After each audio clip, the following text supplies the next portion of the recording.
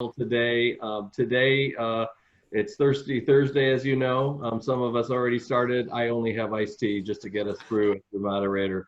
So working for the weekend, how to position your firms for growth. Today, we're going to talk about, in light of potential and major recession, how can we get both attorneys and marketing business development teams to buy into the sales process?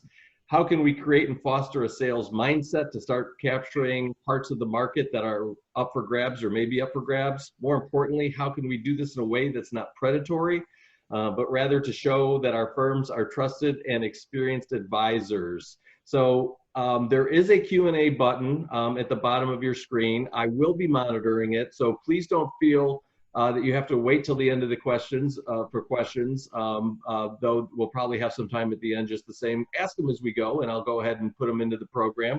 So we're going to start out by doing an introduction of our three panelists, and then I'll give myself a brief introduction, and we'll be off and running. So if we can please go in a brief introductions, and we'll go Sam, Stephanie, Mike. Hi guys, I'm Samantha McKenna. If you haven't met me before, then I'm clearly not doing my job, but I am the CEO and founder of Sam Sales. You guys, I've been in legal marketing for a million years. I've always kind of had a double major in selling to law firms, but I've worked for companies like On24, which you guys are probably really familiar with, and most recently for LinkedIn, and then launched my sales consultancy. And I'm still blessed to be in the legal world. I guess that's the right word. So that's me. To you, Steph. Sam, I'm Stephanie Hinrichs. For those of you who don't know me, I am our Senior Director of Sales at Womble Bond Dickinson. Have been at the firm for 6 years almost, which is kind of hard to believe. I started out in the airline and transportation, specifically logistics industry, before getting into the legal sales. So went from selling freight to moving people and selling seats in airplanes, which I'm very, very glad that I'm not in that industry anymore right now. Feel for people like my husband who still are. But I am glad to be here with you guys and looking forward to this discussion. Over to you, Mike. Great. Thanks. Mike Mellor. I'm the CMO of Pryor Cashman. We're about 175 attorneys in New York, LA, and Miami. Background is 20 years of professional services, primarily sales enablement roles. Spent some time in the Big Four, and excited to be with such a great group of participants.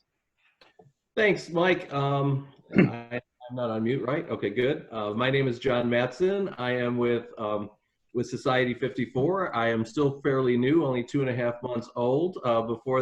With Society 54, that is. Before that, I was with an AmLaw 100 firm where I served as the marketing of business development. Before that, I was the CMO of a mid-sized firm. So about almost 10 years now in law. Prior to that, I was in Big Four accounting, and in one of those roles, I was actually, client-facing, actual sales, business development, everything that the firm brought. So, all three of our panelists, I even like to include myself, we are all what I consider to be tried and true salespeople. Not necessarily that we are all necessarily all the time client-facing and responsible for direct sales to our clients, but we have all been responsible for that in our pasts. The value that we bring to our respective firms is dependent on where our respective firms are in what I will call the sales maturity cycle.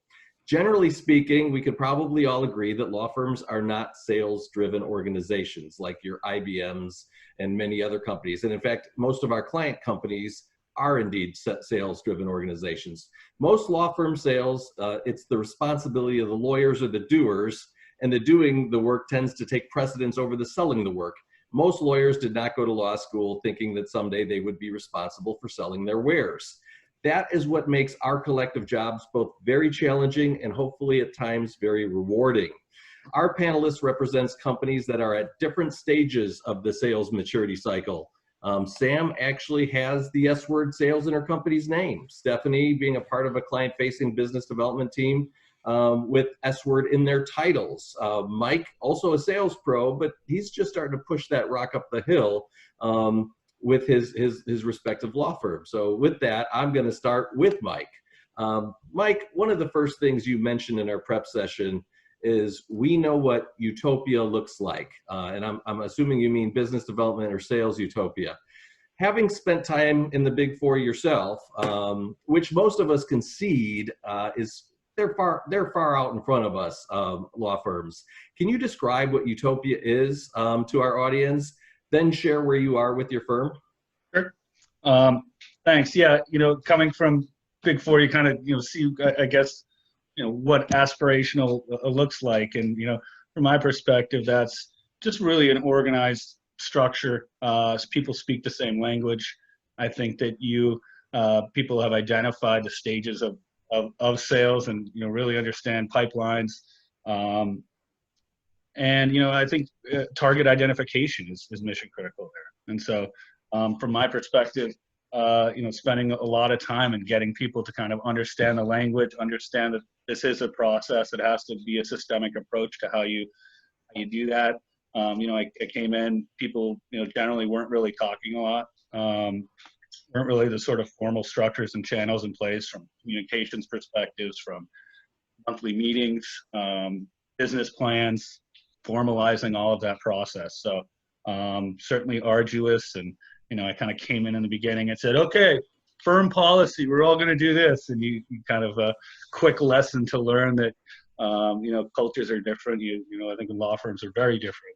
And I realized that my most success that I had was really starting small coalitions of the willing, get 3 or 4 folks on board, bring somebody's business up 20% and kind of talk about it around the water cooler. And all of a sudden you're getting 6 or 8 people, and now you're getting practice groups who are meeting. People really, starting to educate themselves more about, serving our clients in multiple ways and getting stickier. So, it's been, you love those light bulb moments if you're in the wrong business. And so a lot of it's really from an enablement perspective, but that's what we're up to these days. Great. You said it a couple of times already, but during our prep session, you also called yourself a sales enablement person. Can you tell us what the difference between sales enablement, direct sales is, perhaps other forms of sales? Sure. I mean, I do spend, maybe 10, 15% of my time, kind of client facing, quote unquote, where I'm, trying to bring in business for my networks and introducing people to the right attorneys that fit and make the most sense. But, like I said, it's sort of setting up sort of the basic blocking and tackling around the sales cycle, helping people to identify targets. You can't be all things to all people. Let's get you really focused on an industry. And I spend a lot of time sort of strategically in one-on-ones with partners around, how do we accelerate the buying process? Are they thinking about, sort of the complexity of the decision-making process? It's not just one person anymore, multiple touches, and, hey, when you're going out with this person, what are different value adds and deliverables we can provide? Have you thought about, perhaps a roadmap or something like this, or some type of risk analysis? What's the entry point here? It's not just about somebody saying, hey, give me, send me some stuff along, and you just give them the kitchen sink, and it's not really thoughtful. Just really getting those sort of questions in people's heads is really a lot of my role, and then kind of having them come back and, sort of repeat that and sort of work that language in a similar way that we're trying to put it out there is rewarding. And, to start to see people approaching it the right way, where they're thinking about small entry points. It's very rare that people just move an entire set of business over to you. So just thinking more strategically is really, where I spend a lot of my time, and trying to get my partners the same.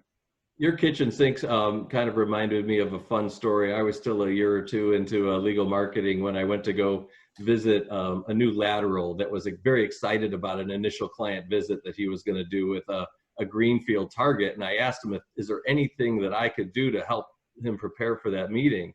And he said that he wanted a big, beefy pitch book that he can bring to them. And he literally was like showing like 2 or 3 inches big and beefy. And I'm like, you know what, when I write my book someday, that's going to be the name of a chapter, actually. Kitchen sink, obviously the thicker it is, the more important of a law firm it is, and the more things that we could do. And you're really actually truly showing, all kinds of help on that. Great. Stephanie, when we get to her, will share that we discussed in prep that she shared a similar journey as you all, that she watched her firm and perhaps her role kind of evolve from more sales enablement to more getting out there in front of the client. What are you doing to get out there? And is there a percentage that you're able to do that right now? And is there a percentage you'd like in the future, or what would you like to see that you're enabling all your other folks to be doing as well too? Yeah, I mean, getting asked more and more to come on pitch meetings is, something that's great, and people are seeing the benefit that, you can kind of understand or, know dangerously enough about, the firm to be able to sort of connect dots there. We got a while to go to get to, Womble, where I think it's a much more structured and obviously, sort of proven process. And, I have a pitch person who helps me in a lot of research, but essentially from a BD coaching perspective, I'm sort of it. And so you just have a team of 4 with 180 attorneys. So, just kind of plugging in a lot of different things, and I couldn't do it all if I tried. So, Utopia is, really starting to build out a team and that's focused on, industries, much like Stephanie is. So that's really where we're looking to go. But you got to continue to add the value. So every opportunity you get, try to be as buttoned up and really consider it and try to win. Now, you also mentioned during our prep that you're trying to do all of this without a stick, or if we look at it another way, without honey. So do you feel that when you were on the other side in Big Four accounting, was there any more of a stick or any more of a reward system that you had that we don't have in law firms, and things that law firms should be considering right now? Yeah, I mean, it's a top-down approach. I think that, I think we're starting to see, managing partners and folks that are, the head of M&A, really take more of a lead in terms of, what does that mean? What are the requirements in terms of getting folks to, either carrots or sticks, right? One way or the other. But that sense of sort of accountability, I think that, law firms by design are typically pretty sort of even as it pertains to the partners. And, over at KPMG, the head of M&A said to jump and everybody said how high. And so, I think that sort of pyramid structure, I think you're starting to see more and more of that in the legal setting. And I think that it's really helpful to get everybody sort of moving in the same direction. Great. Thanks, Mike. We haven't gotten any questions yet. I am still cajoling folks to ask questions as they come to mind. I did get a nice comment from Roy. Thanks, Roy. Amen. Utopia is getting folks to understand the continuum from strategy, I assume that's top level firm strategy, to BD planning, to positioning, to communications and promotions, to outcomes. So I think that's a very good comment. So with that, I'm actually going to move over to Stephanie. Stephanie, during our prep session, you empathized with Mike and mentioned his story is very similar to the journey your firm went through. Can you describe where you are today, perhaps up above that in that sales continuum or maturity level, that a circle that I mentioned? What was the journey your firm went through, where you are today, how long it took to get from Mike's position to yours, and is there a way for firms to accelerate that, or is it really at the end of the day you need to kind of pay your dues with patience and time, or do you think there's a way to kind of speed that up? Yeah, thanks, John. It's great to be here today. I think that, all the hard work was done before my time at Womble. But as I know, we've had a sales team at the firm since 2001. That's, 18 years, if I'm doing my math right, 18, 19 years. And the way that we got started was hiring someone from Big Four. And they came in, and the first thing they did was actually go out there client facing, using their own network and generating revenue for the firm with an attorney. And that, I think, spreads like wildfire. So to answer your question about how do you get started, how do you show that to the lawyers? And when you get started in legal sales, it's all about, your internal sell and your external sell. The internal sell being building the trust with the lawyers you work with. And sometimes that's more important in early on. And then the second part of that is the external sell, the actual client facing, utilizing your own network or your referral networks. Because we all have networks if you really think about it. Even if you haven't come from a sales background, there's a way to develop that, if that's something that for the folks on this call who are wanting to get into. Now is a great time to learn how to do that. So I think the way you do it is to build that trust and to force yourself, really, because it's very easy to get, for lack of a better word, sucked into the sales enablement category, which is important, and it's a skill set in itself. But for our sales team at the firm, the metric is 70%, and I'm talking about pre-COVID environment, all right? And we can talk about that as well, what it's like now. But 70% client facing, 30% sales enablement, meaning the BD coaching, because law firms are not sales driven like a DHL where I came from, or a Lufthansa, German Airlines where I came from before. There's a little bit of that internal selling, maneuvering the how you work with your lawyers and learning what it is, their knowledge. You're basically selling the knowledge to your network. And to be somewhat dangerous, I think, is to know what practices your firm is involved with, and are there alternative legal services that your firm offers? Know what your service offerings are. So I think I can go on for hours, but that in a nutshell is what I think is important to get started. And shameless plug for Society 54. Mike, to get away from the 10 to 15%, I think, of your time, you said, is client facing. You could hire someone like a Jill Hughes or Heather or John, or to help you out with that sales and enablement part, freeing you up to go out there and beat the pavement. So something to think about. Yeah, for sure. That's one. Well, thank you for that plug. We love it. We've all heard the term coalition of the willing, but you brought up something that I thought was kind of funny in our prep session, Stephanie. You mentioned there's a coalition of the still on the fence people.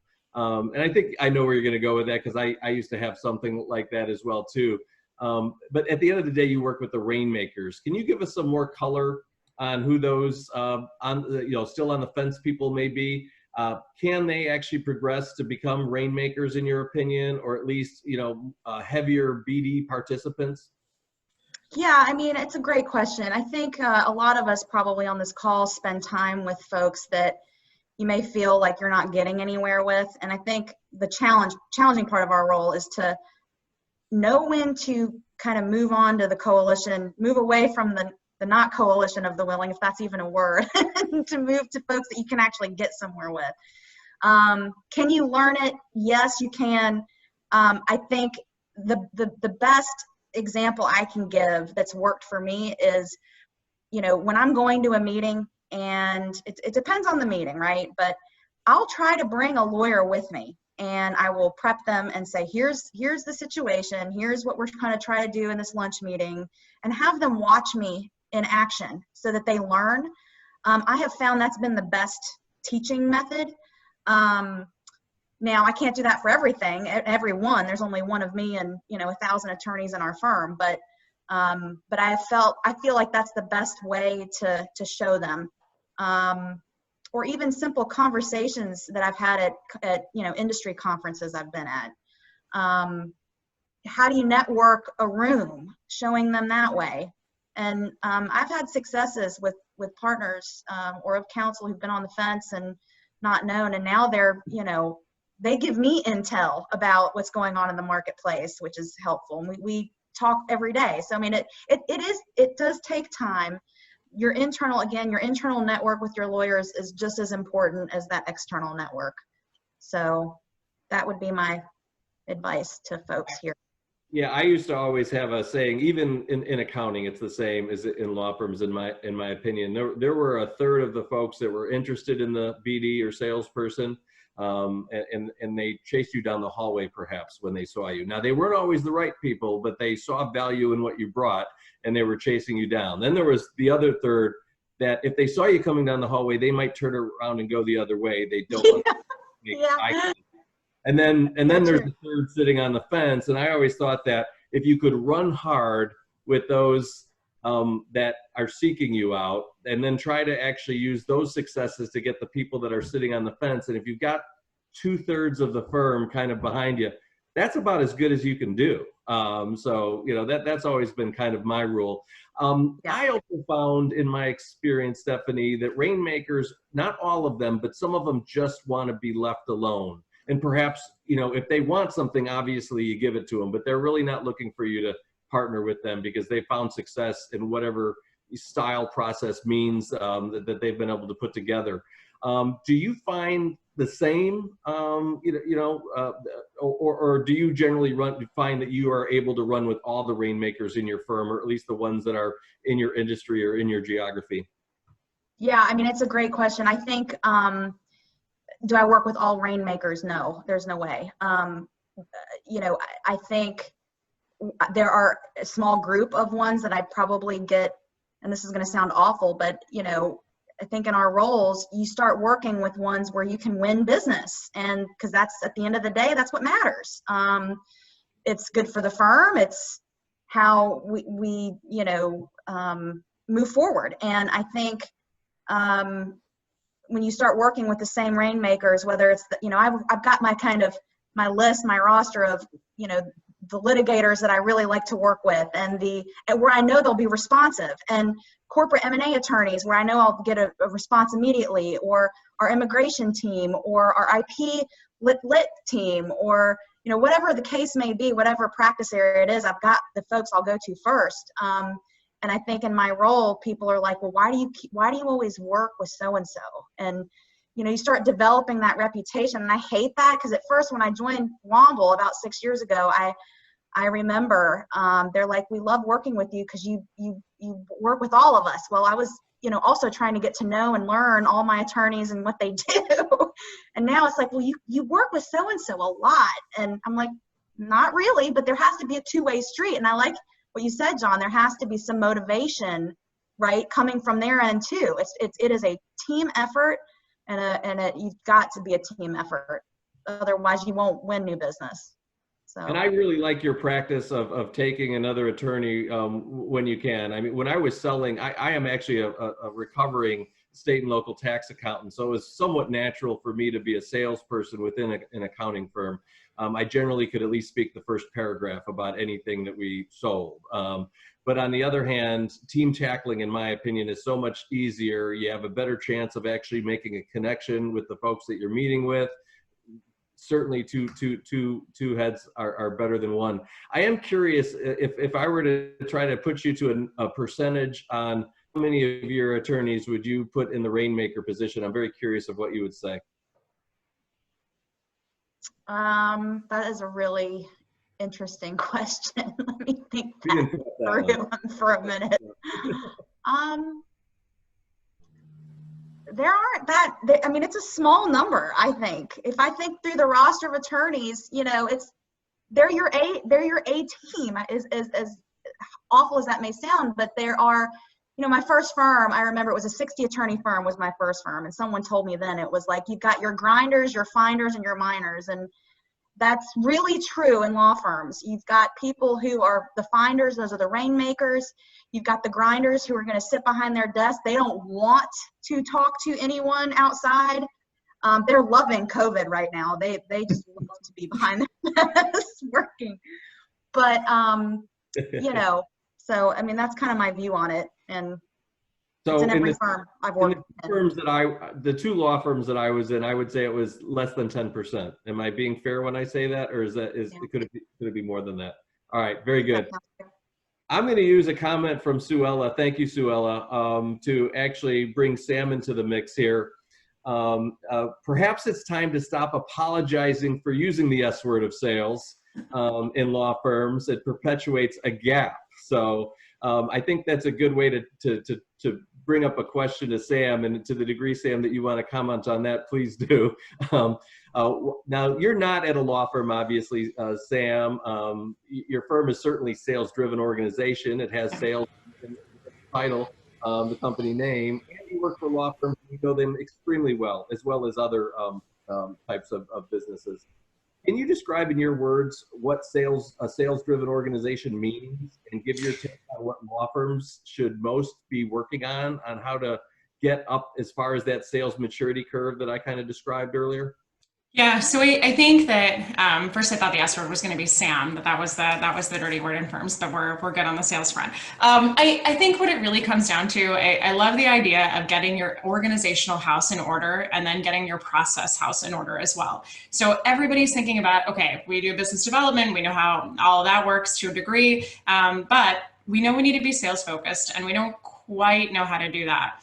I want to just plug back to something Stephanie said too. Outsource the things you don't know, right? Bring in your experts. And that's not a plug for myself. That's a plug for all the incredible vendors that are out there that really understand sales, right? Even, bring Mike in, bring Stephanie in, say, come and show us what you guys do really well. But I think being able to outsource that expertise, and the reason I say that too is, I realized recently that I get on a little bit of a high horse about how complex sales is. It's not that it's rocket science, but it is really hard. Figuring out how to forecast accurately, how to find your ICP, figuring out what an ICP is, understanding how to close deals, how to bring in that new business, how to nurture, how to do outreach. It is a lot of stuff. And even if you're a firm, that's required of you if you actually want to bring in deals that aren't just reactive and thanks for the referral. So I would say, instead of just kind of going into a sales role or thinking, how hard can it be? And trying to do it to, yourself, look for expertise, attend webinars like this, start to build a process, and maybe even cross-reference it with somebody that you know well. I think the process is the most important thing, right? Looking at what does a sales funnel look like from initial outreach to close and everything in between, and how do we do that?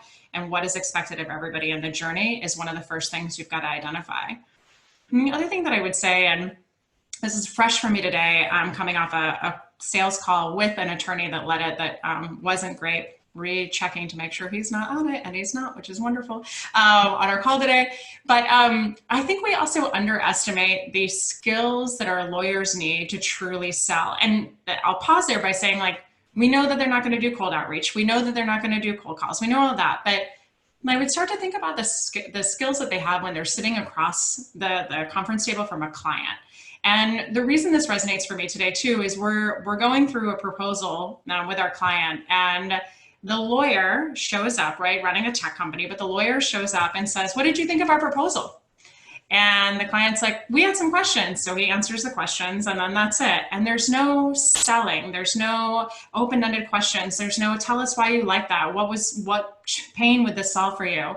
And it's not that we expect our attorneys to know how to do that, but just to think even at a baseline level, what are the things that we can teach them how to kick off a call? How to ask open-ended questions, how to dig in on a question, right? So when somebody asks you a question, you say, I can answer that, but tell me more about it, right? Even teaching them if this, then that.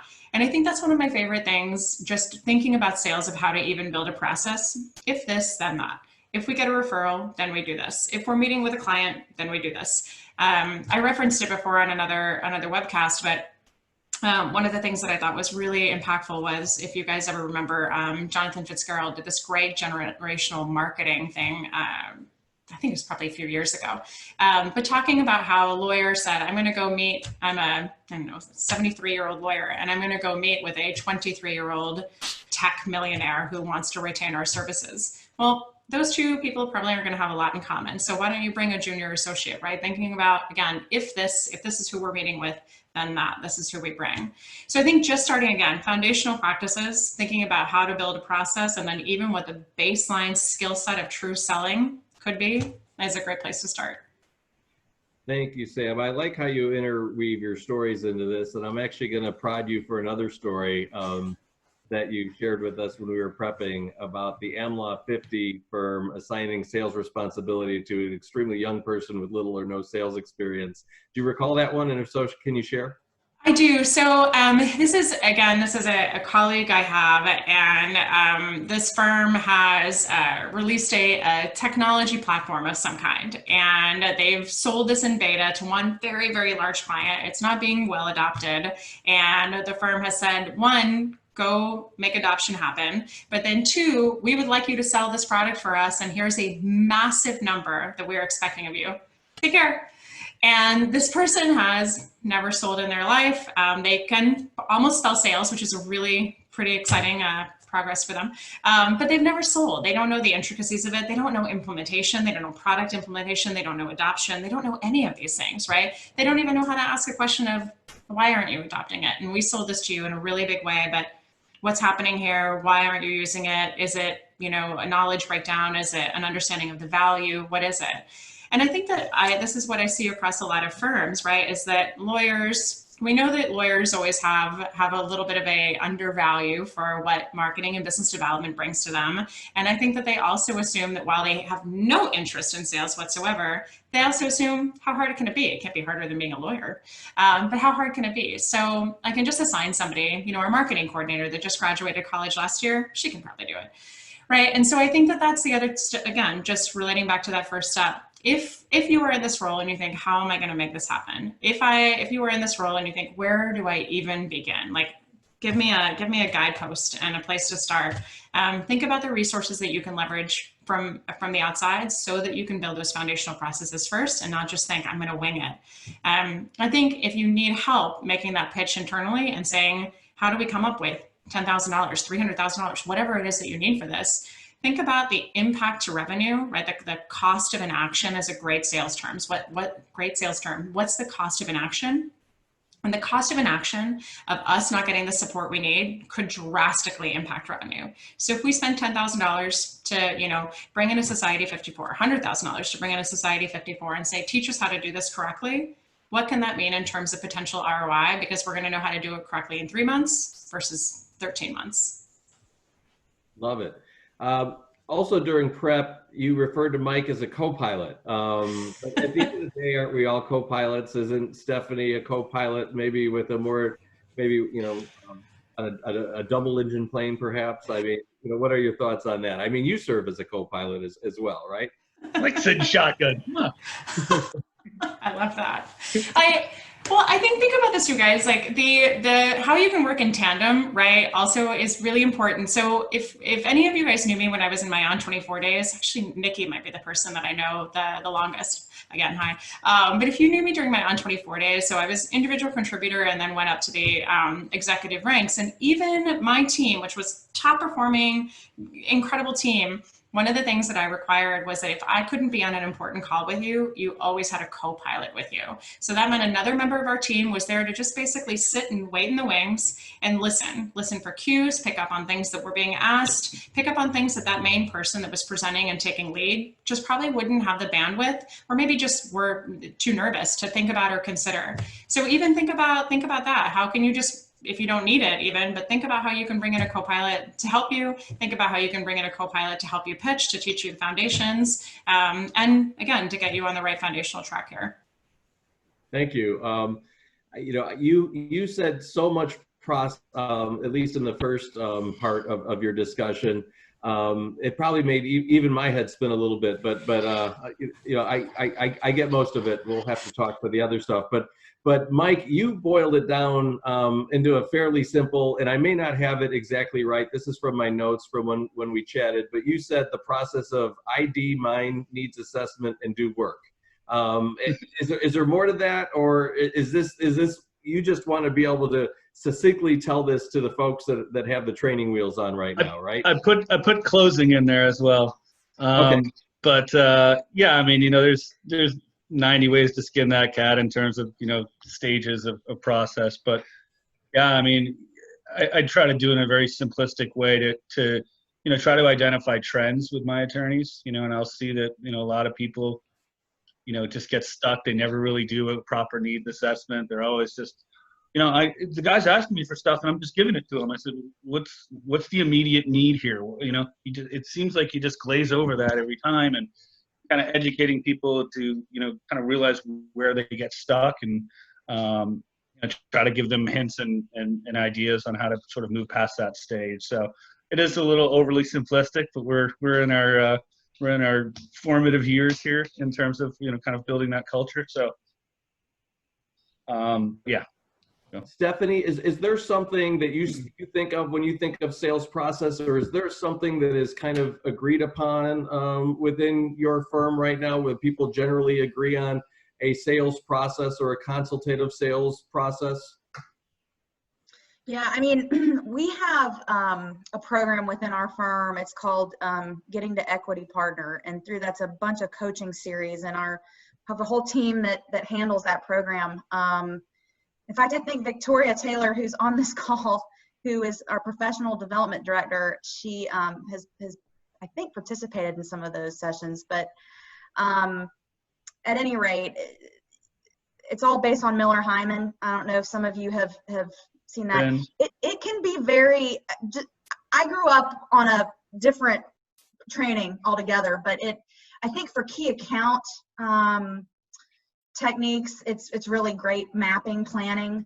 And there's some on our sales team at the firm who have that skill set. I mean, key account management and hunting are different things in sales. And I think that, you know, how many touches it gets to new business and mapping out on a client team what practices are doing what and where the low-hanging fruit is and mapping that. Our firm does do that.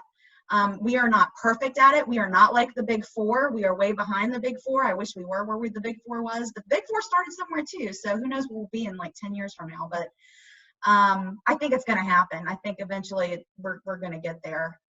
We may be partnering more with alternative legal service providers in the future because our technology is not, as we all know on this call, is not there yet. Or maybe it never will be. But I think that the training piece and our CRM, we have a CRM. We use Salesforce One Place, which is now Intap.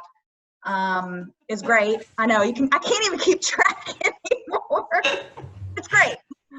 It's like the platinum standard of CRMs. We've got it, and it's terrific. I'm still learning everything it does. I grew up on Salesforce when I was at DHL, and now, you know, it's coming back to things that I'm like starting to clear out the cobwebs. We've had it for about a year now. But it's great in showing attorneys and teams of attorneys, hey, this is the history we have with this manufacturer, and this is what we've done. And all of our client service directors are tracking their activities and opportunities within that. So that's one way we don't trip over each other. I know that was one of the questions that John, you had asked in our prep session. You know, how do we keep from tripping over each other? Because some of us we're both industry aligned and also geographic aligned, more industry focused now since we combined with the UK firm a few years ago. But it's the CRM keeps us all coordinated. And if we see someone's got, you know, BD efforts going on with another company, we'll reach out to each other. So, that's the beauty of a CRM. I wish all the attorneys would use it. That's great. I've not gotten that figured out yet. You brought up the Big Four, and I still have, I had to write it down just to make sure that I did have it still ingrained in my brain. But at PricewaterhouseCoopers, we had a 5-step consultative sales process. And the first step was to prepare and listen. So you do as much pre-work as you can prior to the meeting, getting a good understanding of what they might be dealing with before the meeting, going to the meeting and saying, this is our understanding of your needs, but listening to see if they add to that change, you know, from what you believe. So that's kind of the first step. Then the second step is where the subject matter expert shares their insight and says, well, this is what we've seen in your industry. This is where we've, you know, seen folks that had a similar issue to you.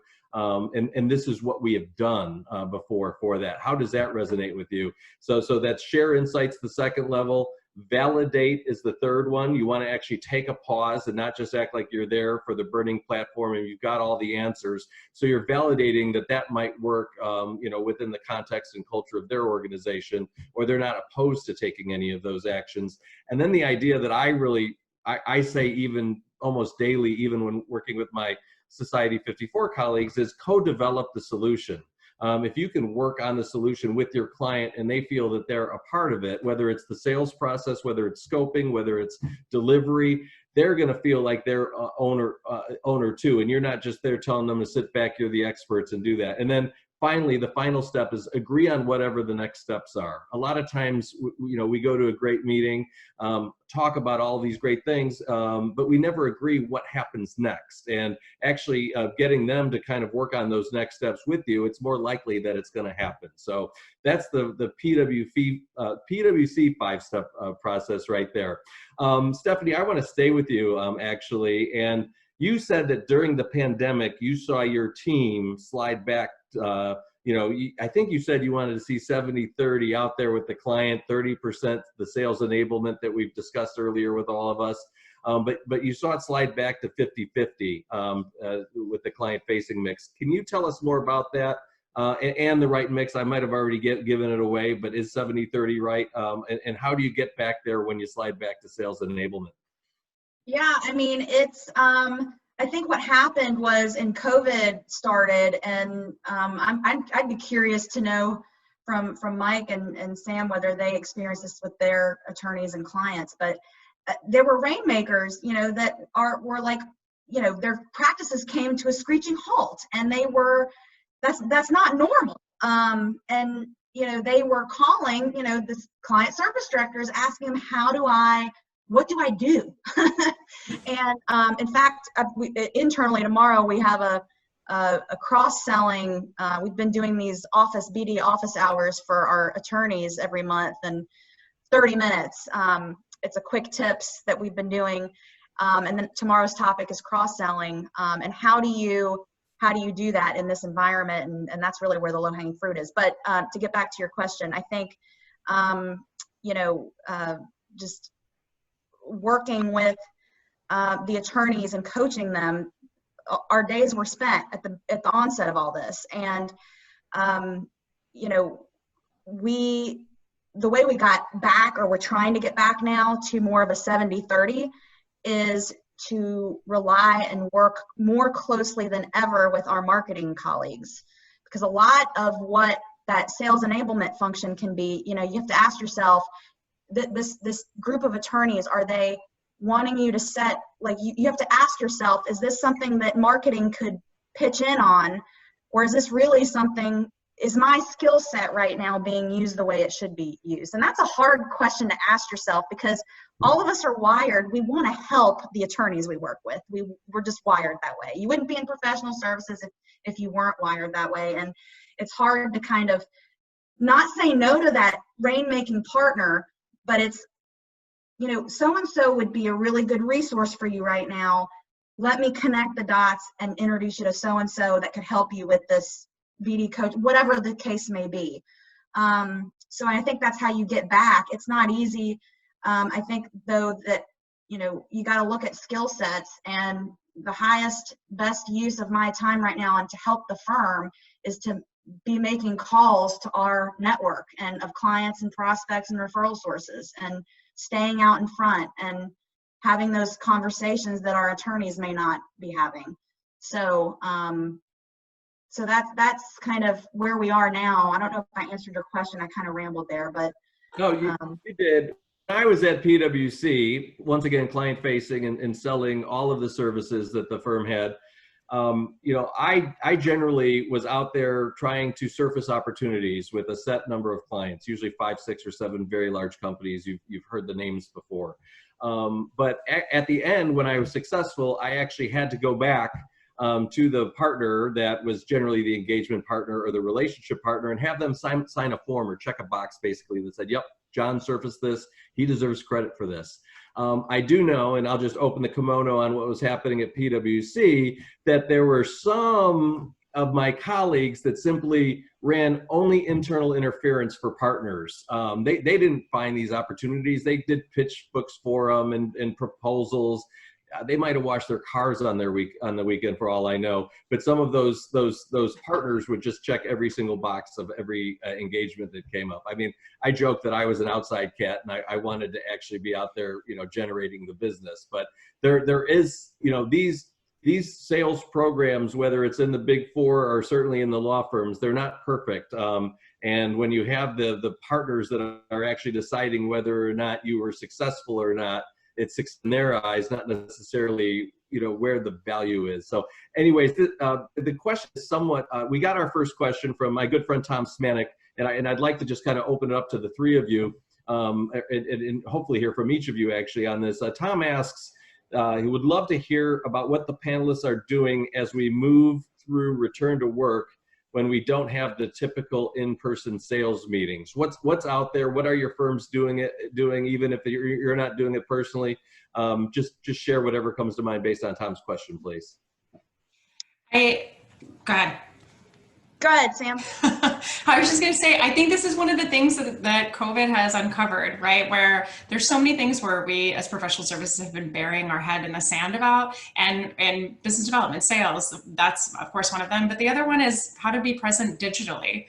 And there are so many organizations, I cannot tell you the amount that I'm doing work for to teach how do I replace a handshake with a Zoom call? How do I do that? And so I think about this, right? We have all these priorities of what we're trying to teach our attorneys to do. And maybe being on LinkedIn isn't one of the battles that we're going to win. But again, on the note of outsourcing, there's companies that will manage your LinkedIn profile for your attorneys, and they never have to lift a single finger. So if that's the case, that's great, but make sure that their presence is online in some way.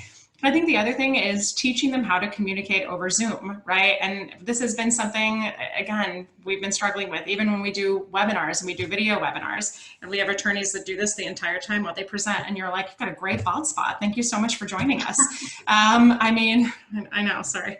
But I think teaching them how to present, teaching them how to look in the camera and make eye contact, which I've been doing none of today, but teaching them how to do that, how to warm up a call, how to introduce themselves on a call, you know, and I think even giving them an idea of a crutch that they can use every single time they start a call, because I think everything in sales can be related back to dating. And if you have some attorneys who are lighthearted and might be warm to that idea, you can connect the dots. But think of our first date and think of our date for our first call or discovery call with somebody. We're always a little bit nervous, right? So if you give them a crutch and something to say, which my crutch is always, I could tell you a million things about our firm, but I would love to hear from your perspective first. What interested you in us? What your challenges are? Tell me a little bit about you.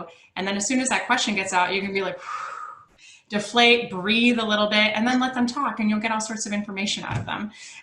So I think that's just one of the things. Make sure they have digital presence, and if they don't, outsource that, get them online. And then two, teach them how to communicate digitally, right? Making sure they have an appropriate background with their dog in the screen, and that it's not offensive to anybody. I just saw an attorney, by the way, with a bed and a battleship board game on his bed. And he was a partner at like an AmLaw 5 firm. I'm like, dude, come on. So that's my scoop, Tom. Off to you guys. I like that. Before somebody else answers it, I'm just going to raise a comment that Roy just put in. To Sam's point, more of a comment, but there is a great opportunity right now to help those introverts who run the other way in the hallway to realize how valuable, efficient, and effective digital and social can be for them. It has been crucial to my career in legal. Sam, you actually got me thinking, wow, you know, we do quite a bit of training sessions. I think we have roughly 20 group sessions. In my head, I'm wondering, wow, do we have how to conduct a meeting on Zoom, how to do the right things? I remember that, you know, this is years and years ago, but the very first time that I was ever on a video conference, I didn't realize how much I use gestures and how funky it is when you're actually doing it on video conference. So I'd be out there being like Earl Shy, any car, 99.95, you know. But now a lot of times I realize I have to like put a pencil in my hand when I'm on video conference, so I'm not like, you know, throwing my hands up a little bit too much as well. You and me both. And I'm the same way for all of you who know me. I was just going to add to that, and then I'll pass to you guys. But one of the top clients that I can mention that I work with is a company called Savills, Savills Studley, if you know that name better. They're a JLL competitor, CBRE competitor, 70,000 employees, top commercial real estate brokers. And one of the sessions I did for their global team was all about digital selling for senior brokers. And one of the top questions I got in the survey before we did this is how do we interact on Zoom? Like, where should the camera be? What should my light be on? And I'm like, are you for real? Because these are people who have been, you know, again, like your attorneys who have been practicing for 25, 30 years, and this is what they want to talk about. So just think about it, that this is maybe something they haven't asked, but I am sure it is at the top of their mind. And again, if you don't know how to do this, you know, there's tons of people that'll teach you, not me. I mean, Go ahead, Mike. I think that, COVID brought out kind of a return to basics. I think, about giving to get, bringing things of value to people. Sometimes that's not even legally related. It's just, how can I be helpful to you? Let me connect some dots for you, just as like speaking like friends. It's like, you're in trouble and people take care of you, and people remember that stuff. And I think that there's a lot to be said to that, sort of everything I learned in kindergarten, whatever that book is. But, just going and authentically wanting to add value and authentically wanting to be helpful to clients. And, we serve a lot of restaurant and hotel clients, and, a lot of the work that we're doing is, who knows where that is, and that's not what it's about. It's about, trying to connect people, and, people, businesses going down, and, you're trying to take care of people. And so I think that it doesn't matter kind of what program it's on, but I think if you do that the right way, people see it. Can I add one more thing to that? I think that's a great call. So one of the things that I did from a BD perspective, so I give away 3 hours of my time every single week. And then in COVID, I doubled that to 6 and used kind of the Give First campaign, #GiveFirst. But one of the things that's interesting is that I got, right, all about the hashtags, you guys, sorry. But I advocated for my clients to do the same thing. And I would just convince you to, or encourage you hopefully, to stretch a little bit beyond what you do day in and day out in your jobs, but how you can give of yourself or give of your attorney's time in a way that just builds a relationship. And here's what I mean.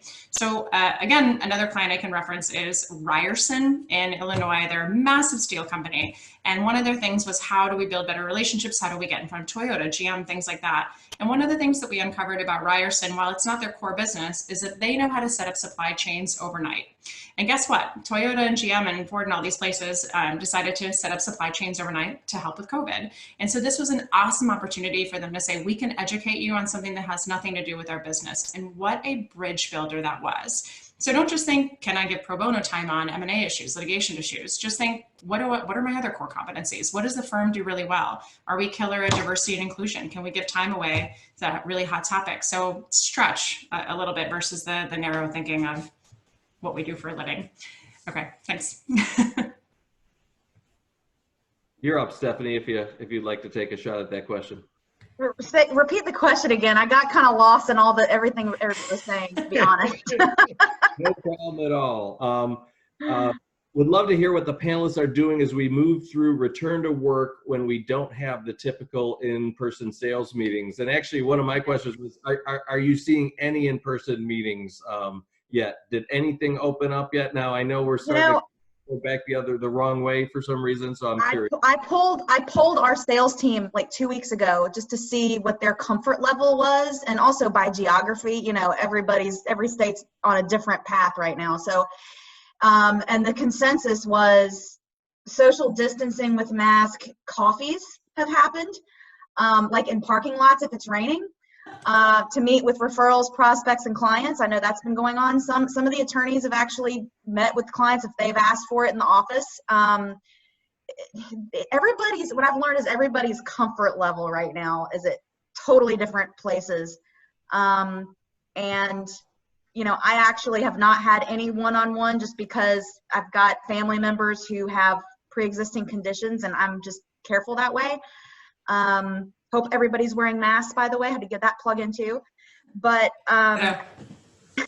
Hashtag masks. Wear your face mask.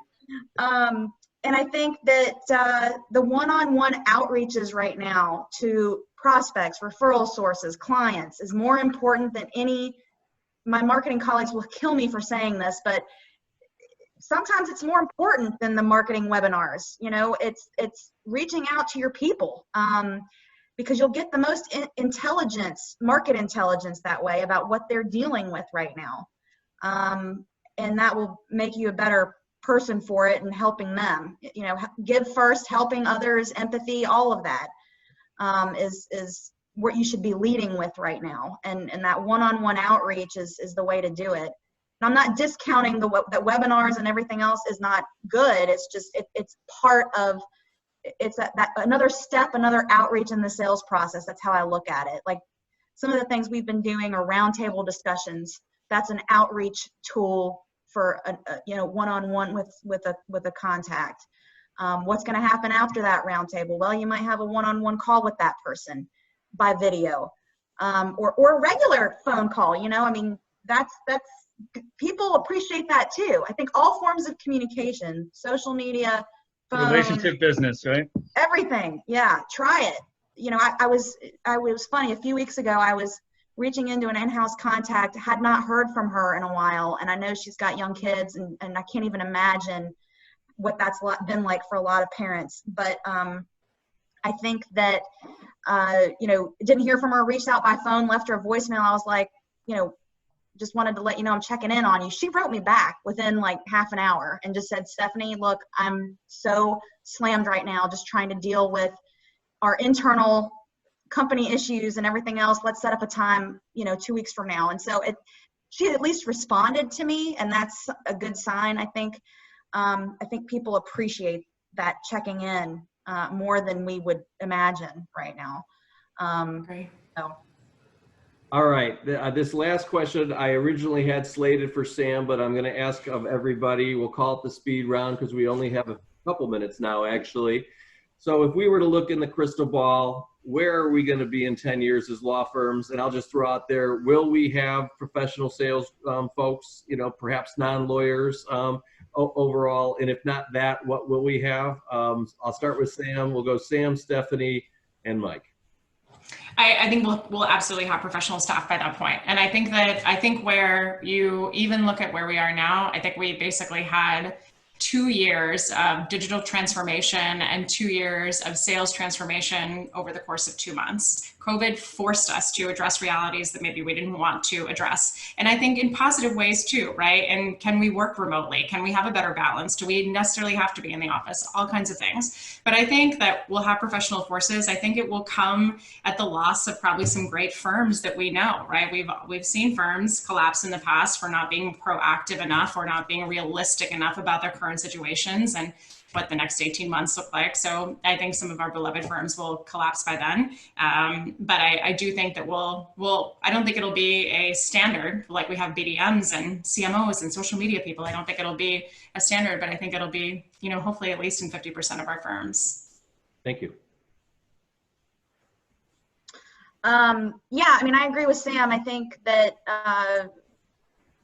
it will, I hate saying this, but survival of the fittest, right? I mean, the firms that are going to stay out in front and evolve and innovate, that's what's going to propel them forward. It's, been proven historically by other companies that survive through crises and other situations. So, I mean, I think, keeping that proactive approach to business is vital. Thank you. Yeah, totally agree with the ladies.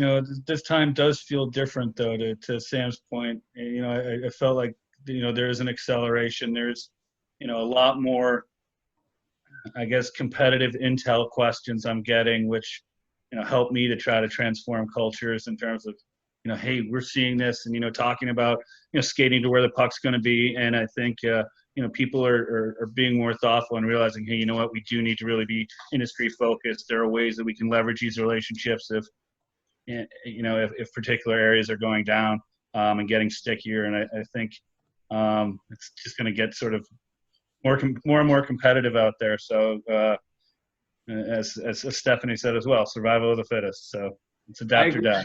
Our panelists, I think the big four are going to really, really push us. And one thing I promise you that they do better than us, professional sales folks, client teams, and client satisfaction interviews. They use those very, very well. They do it extremely well. So with that said, I want to thank our participants for joining us today. I really want to thank our panelists. Thank you, Mike. Thank you, Sam. Thank you, Stephanie. And it is Thirsty Thursday, so I'm going to leave you with a quote. With a toast. May all of your troubles last as long as your New Year's resolutions. So cheers. See you next time. Thank you, everybody. Cheers. Cheers. Thanks for having me.